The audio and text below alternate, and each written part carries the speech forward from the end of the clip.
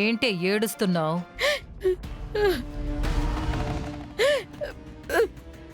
ఈరోజు నీ ఇంటి పని మనిషి అయిన లక్ష్మి వలన నేను కోర్టులో జడ్జి చేత మాటలు పడ్డాను.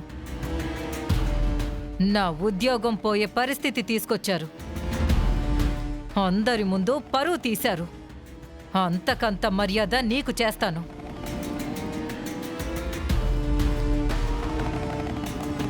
ఇప్పుడే ఏం ఏడవకు. తర్వాత ఏడ్చి గగ్గోలు పెట్టి గుండెలు బాదుకునే పరిస్థితులు చాలానే వస్తాయి. ఎస్ఐ గారు, మీకు మేమంటే ఎందుకంత పగ? ఒకప్పుడు నా కొడుకుని, మా లక్ష్మిని ఇలాగే బాధ పెట్టారు. ఇప్పుడు నన్ను. నిజంగా నేను ఏ తప్పు చెయ్యలేదు. ఏయ్! నువ్వు తప్పు చేసావని సాక్ష్యాలున్నాయి.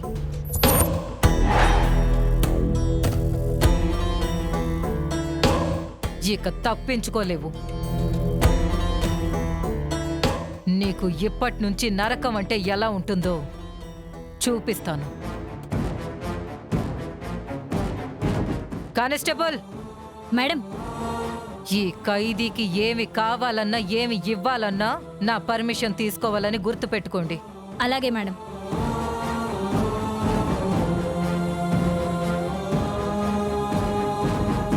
ఎస్ఐ గారు, అయ్యో,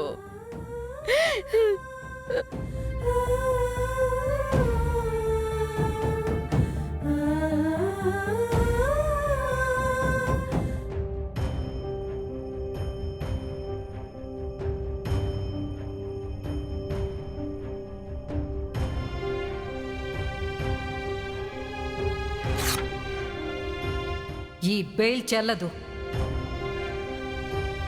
బిఎన్ఎస్ సెక్షన్ 302 మర్డర్ కేసుకి యాంటీ స్పెక్టరీ బెయిల్ చెల్లదని మీకు తెలీదా?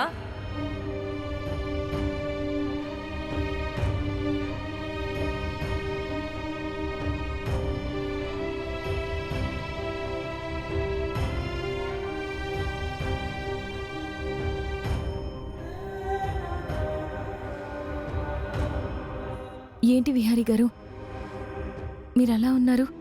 లక్ష్మి, 25 సంవత్సరాల క్రితం కేసు అంటే మా అమ్మ ఏ తప్పు చేయలేదని ఎలా నిరూపించడం, ఎలా సాక్ష్యాల్ని సంపాదించాలో నాకేం అర్థం కావడం లేదు. ఈ కేసులో మనం సాక్ష్యాలు సంపాదించలేము. అవును విహారీ గారు, ఈ కేసులో ఆ భుజంగాన్ని పట్టుకుని 4 తగిలిస్తే గాని నిజాన్ని చెప్పించలేము. అవును లక్ష్మి, నువ్వు చెప్పింది 100% కరెక్ట్.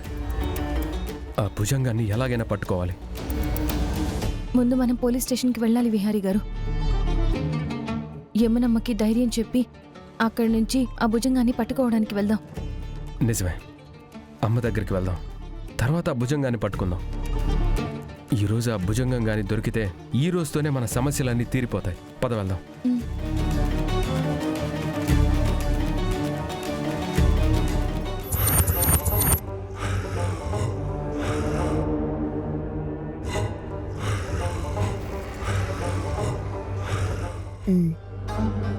వెంటనే బావ వాళ్ళని ఫాలో అవ్వాలి. ఎక్కడ ఛాన్స్ దొరికినా ఆ లక్ష్మిని బావ జీవితంలో నుంచి తొలగించాలి.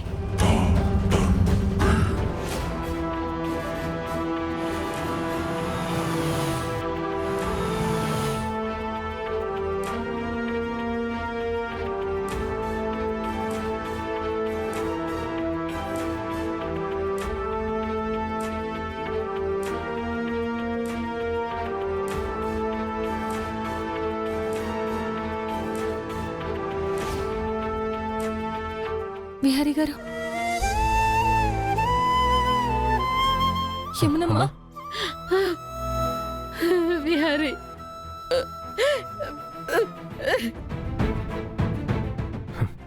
అమ్మా, నువ్వు బాధపడకమ్మా. నిన్నెలాగైనా ఈ కేసు నుంచి విడిపించే బాధ్యత నాది.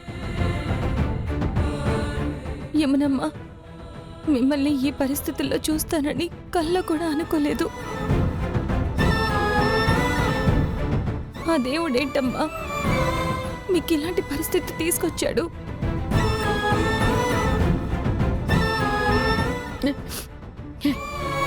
లక్ష్మి, అధర్మం 3 పాదాల మీద నడిచినా అన్యాయం ఎంత అపహాస్యం చేసినా చివరికి గెలిచేది ధర్మం, న్యాయం.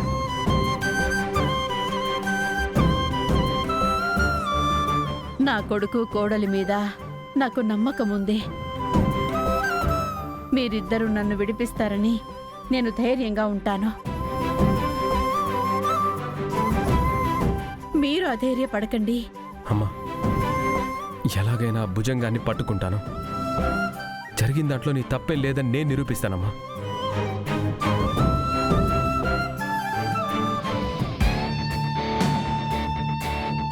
అయిపోయినాయా మీ పలకరింపులు?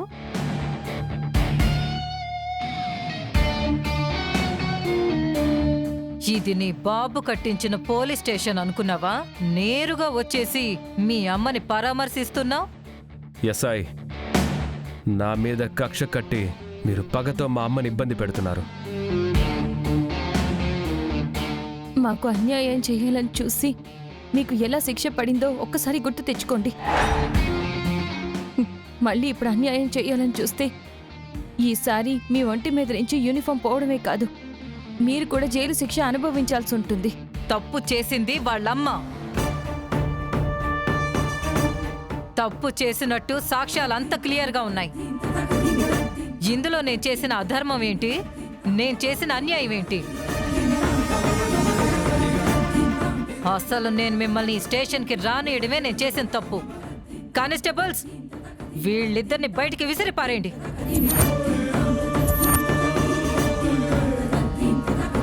రామ్మా సార్, రా. రండి సార్. వదలండి. ఎస్ఐ గారు, మా అమ్మ తప్పు చేయలేదని నిరూపిస్తాను. అలాగే మీరు చేసిన తప్పులన్నీ కూడా బయట పెడతాను.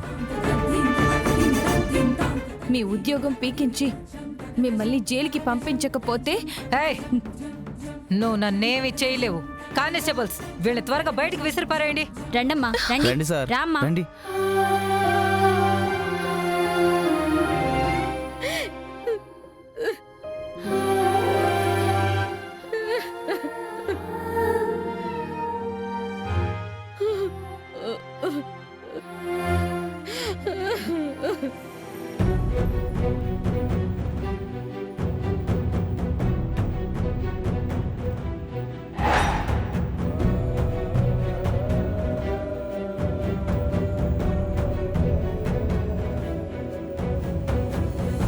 విహారీ గారు, యమునమ్మకు అసలే ఆరోగ్యం బాగోలేదు. ఆమెను ఇలా ఎక్కువసేపు జైల్లో ఉంచడం కరెక్ట్ కాదు. మనం ఎలా అయినా యమునమ్మని త్వరగా బయటికి తీసుకురావాలి. అవును కనకం, అది ఏళ్ల క్రితం కేసు. ఆ కేసులో సాక్ష్యాలు దొరకడం చాలా కష్టం.